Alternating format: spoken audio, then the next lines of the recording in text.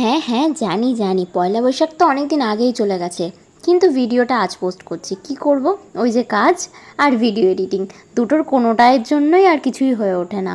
So hello beautiful people, তোমার সবাই কেমন আছো? আশা করি খুব ভালো আছো, আমিও ভালো আছি। পয়লা বৈশাখের সারাটা দিন কীভাবে কাটিয়েছি সেটাই তোমাদের সাথে আজকে শেয়ার করব।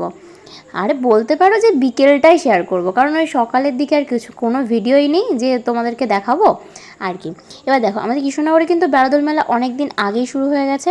গেছিলাম আমি পয়লা বৈশাখের দিনই। কী করব, যাওয়ার আর সময় নেই, আর যাওয়ার জন্য তো পার্টনারেরও দরকার। ও বাড়ির লোককে নিয়ে আমার হয়ে যায়, বন্ধুবান্ধবও আছে, কিন্তু তাদের সাথে এখন আর কাজের সূত্রে আর তেমন দেখাও হয় না আর ঘোরাফেরাও হয় না। মেলার থেকে কে কে কী কী জিনিস কেনো বলো তো? আমার কিন্তু সবসময় ইচ্ছা করে যেন সাজের জিনিসপত্র দেখতে, কোথায় চুড়ি, কত সুন্দর সুন্দর ক্লিপ, এগুলোই। আর মেলায় ঢুকলে যেন মনে হয় এটা নিই ওটা নিই, এটা খাই সেটা খাই, সবসময় যেন মন খাই খাই আর কিছু কিনি কিনি, এরকম আর কি ব্যাপার।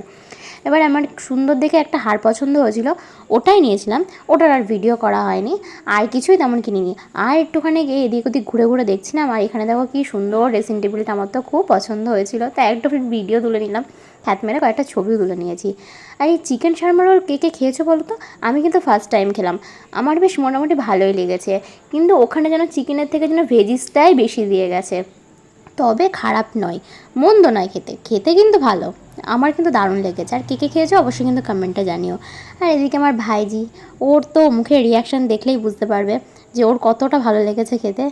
আরও অনেক কিছুই খাওয়ার ইচ্ছা ছিল, কিন্তু আর পেটে আর এটা খাওয়ার পর আর কোনো জায়গা ছিল না, কারণ এটার না অনেকটা পরিমাণে দিয়েছিল, বেশ ভালো ছিল খেতে। তাই আর কি বেশি কিছু না খেয়ে চলে গেলাম একটু, মানে এত গরম লাগছিলো, তার মানে ঠান্ডা তো করতে হবে নিজেকে, তাই খেয়ে নিলাম একটু লস্যি। আর লস্যি খাওয়ার পর ইচ্ছা হলো শুধু লস্যি আর এইটা খেলেই হবে না, গিয়ে ফুচকা, মেলায় যাবো আর ফুচকা খাবো না, এটা কি কখনো হয় নাকি? তাই তাই গিয়ে চলে এলাম একটু ফুচকা ট্রাই করার জন্য। আর ফুচকাটা মোটামুটি ছিল, আমি বলবো না যে খুব আহামরি সুন্দর খেতে ছিল, হয়েছে, খেয়েছি। এবার আমি তো টক জল ছাড়াই অলওয়েজ ফুচকা খেয়ে থাকি, আর আমার বৌদিরও বেশ ভালোই লেগেছে, কিন্তু আমার ফুচকাটা খুব একটা ভালো লাগেনি। এখানে একদম অনেস্ট রিভিউ দিচ্ছি গাইজ।